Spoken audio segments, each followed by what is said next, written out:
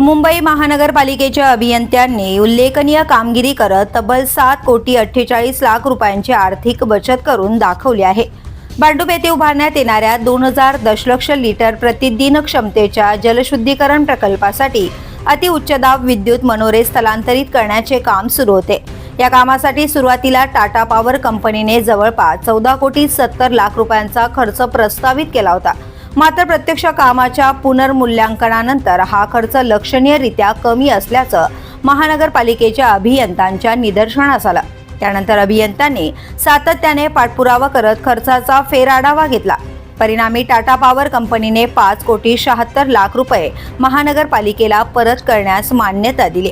याशिवाय भंगार मूल्य आणि इतर बचतीमुळे एकूण आर्थिक बचत 7,48,00,000 रुपयांपर्यंत पोहोचली।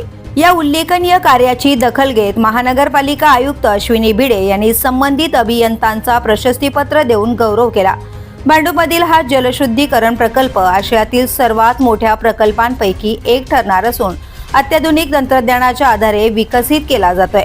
मुंबईकरांच्या पाणी पुरवठ्यासाठी महत्त्वाच्या असलेल्या या प्रकल्पात केवळ आधुनिक तंत्रज्ञानच नव्हे तर सार्वजनिक निधीची मोठी बचतही साध्य करण्यात आल्याने या कामगिरीचे सर्व स्तरातून कौतुक होते।